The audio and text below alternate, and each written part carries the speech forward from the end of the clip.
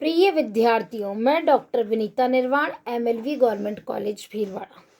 पूर्व के व्याख्यान में हमने सीमांत उपयोगिता ह्रास नियम, नियम की मान्यताएं, नियम के लागू होने के कारण और नियम के अपवाद के बारे में अध्ययन किया। आज उसी कड़ी में हम सीमांत उपयोगिता ह्रास नियम की आलोचनाएं और महत्व के बारे में अध्ययन करेंगे। सीमांत उपयोगिता ह्रास नियम सार्वभौमिक रूप से सभी जगह लागू होता है, परंतु इसके लिए इसकी मान्यता एवं शर्तों का पालन करना आवश्यक है। अर्थात अन्य बातें समान रहने पर ही यह नियम लागू होगा। अगर अन्य बातें समान नहीं रहती है, उनमें कुछ भी परिवर्तन होता है, तो यह नियम लागू नहीं होगा। अतः व्यावहारिक जगत में निम्नलिखित कारणों से इस सिद्धांत की आलोचना की जाती है। उपयोगिता मापनीय नहीं है। वास्तव में उपयोगिता का संबंध मानसिक स्थिति से, यानी एक मनोवैज्ञानिक तथ्य है। इसका आभास मात्र होता है, जिसको मापना बहुत कठिन है। जिस तत्व में स्थिरता नहीं हो, उसको मापना असंभव है। ऐसी स्थिति में क्योंकि उपयोगिता व्यक्ति, स्थान तथा समय के अनुसार बदलती रहती है, अतः उपयोगिता मापनीय नहीं है। नेक्स्ट है, उपभोग का क्रम निरंतर नहीं होता। जैसा कि हमने पूर्व के व्याख्यान में पढ़ा कि उपभोग का क्रम निरंतर होना चाहिए, अर्थात उपभोग में अंतराल नहीं आना चाहिए। जैसे हमने 2 रोटी सुबह 10 बजे खाई, 2 रोटी फिर हम दिन की 2 बजे खा रहे हैं, तो ऐसी स्थिति में हम उसकी प्राप्त होने वाली उपयोगिता या उपभोग को नहीं नाप सकते। नियम की मान्यता यह है कि उपभोग का क्रम निरंतर होना चाहिए एवं एक वस्तु को अनेक इकाइयों का उपयोग करना चाहिए। लेकिन व्यवहारिक जीवन में हम अपने बजट में अनेक वस्तुओं को सम्मिलित करते हैं और उसमें यह आवश्यक भी नहीं है कि किसी वस्तु की विभिन्न इकाइयों का एक ही क्रम में उपयोग किया जाए। नेक्स्ट है, व्यक्तिगत विचारों को अधिक महत्व। वस्तु एवं सेवा की उपयोगिता विभिन्न व्यक्तियों, उनकी परिस्थितियों तथा मानसिक दशाओं पर निर्भर करती है।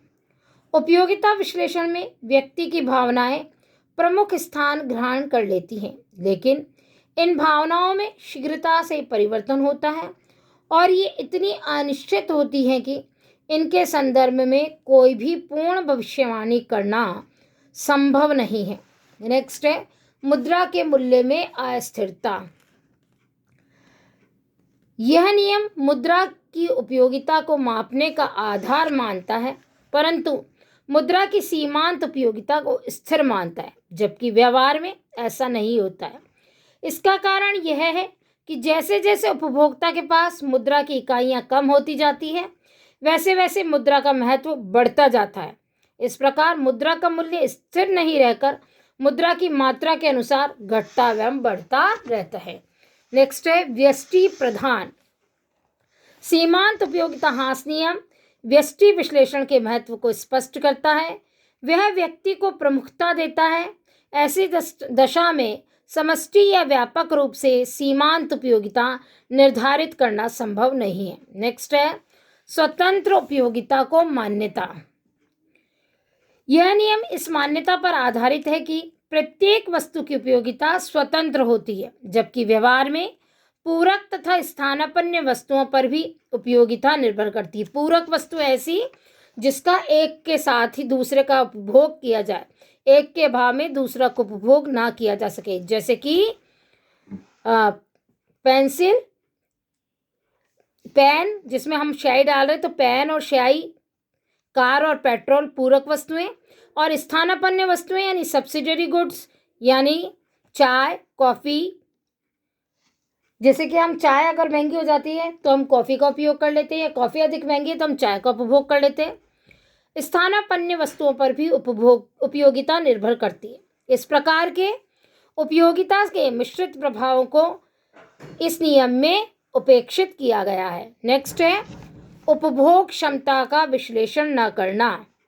किसी वस्तु की उपयोगिता में ह्रास होने के अनेक कारणों में उपभोक्ता की उपभोग क्षमता का सीमित होना भी एक कारण है।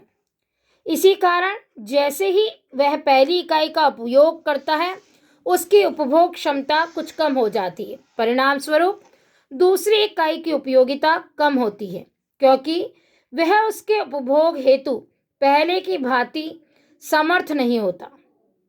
इन सभी बातों के आधार पर यह कहा जा सकता है कि इन सभी तथ्यों को इस नियम में कोई स्थान नहीं दिया गया है।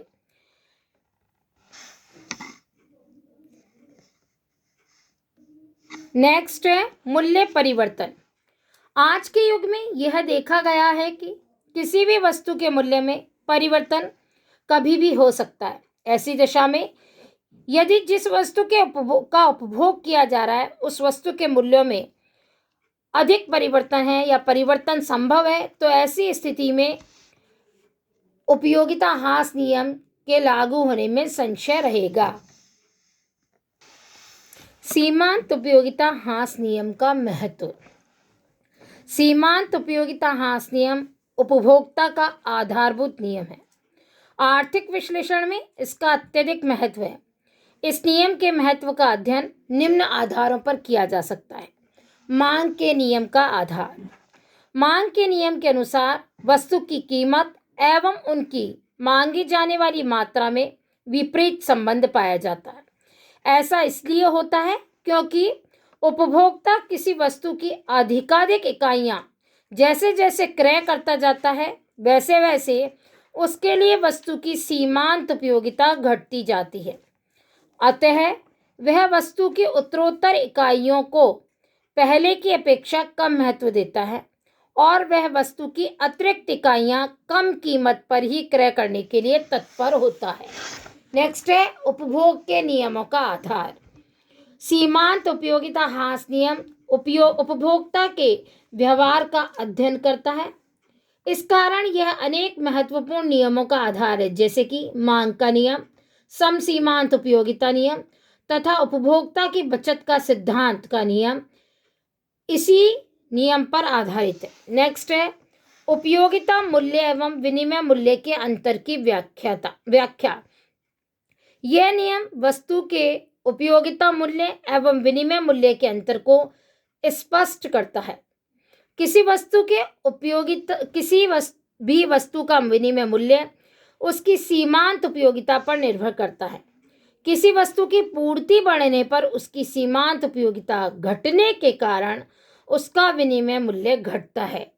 यही कारण है कि हवा, पानी, रोशनी आदि की पूर्ति अधिक होने के कारण इनकी सीमांत उपयोगिता शून्य के निकट पहुंचने के कारण इनका विनिमय मूल्य बहुत कम होता है, जबकि दूसरी तरफ हीरे, पन्नों आदि की पूर्ति बहुत सीमित होने एवं उनकी सीमांत उपयोगिता बहुत अधिक होने के कारण विनिमय मूल्य बहुत ऊंचा होता है।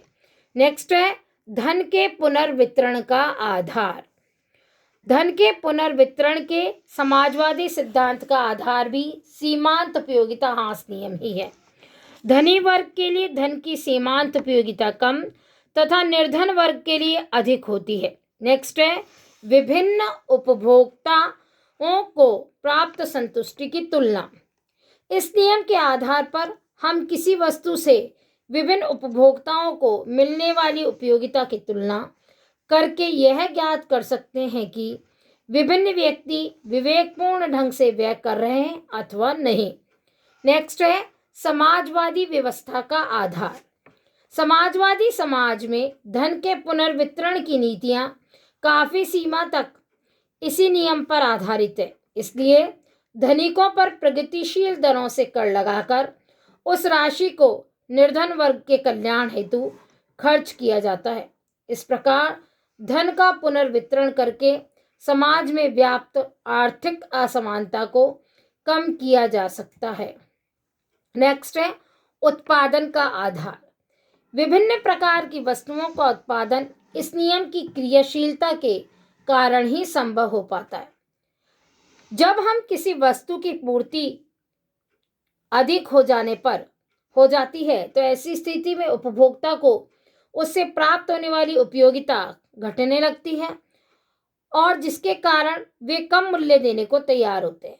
ऐसी स्थिति में उत्पादक इस स्थिति को ध्यान में रखकर उत्पत्ति के साधनों को उस वस्तु के उत्पादन से हटाकर ऐसी वस्तुओं के उत्पादन में लगा देते हैं जिन वस्तुओं के से उपभोक्ताओं को अधिक उपयोगिता प्राप्त हो।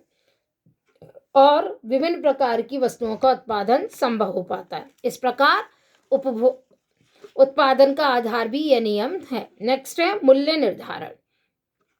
यह नियम वस्तुओं के मूल्य निर्धारण में भी बहुत सहायता करता है। किसी वस्तु का अधिकतम मूल्य कितना हो, यह वस्तु की सीमांत उपयोगिता पर ही निर्भर करता है। किसी भी वस्तु का अधिकतम मूल्य उपभोक्ता को उस वस्तु से मिलने वाली सीमांत उपयोगिता से अधिक नहीं होता।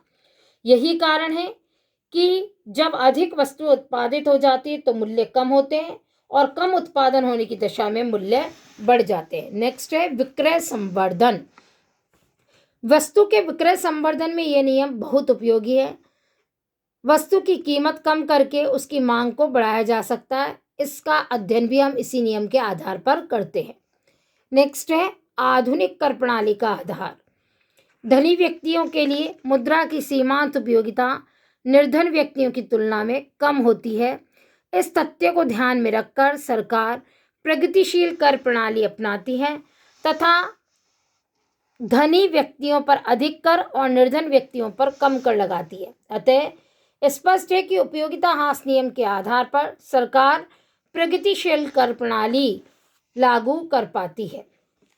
अगले व्याख्यान में हम प्रतिस्थापन का नियम यानी लॉ ऑफ सब्स्टिट्यूशन का अध्ययन करेंगे।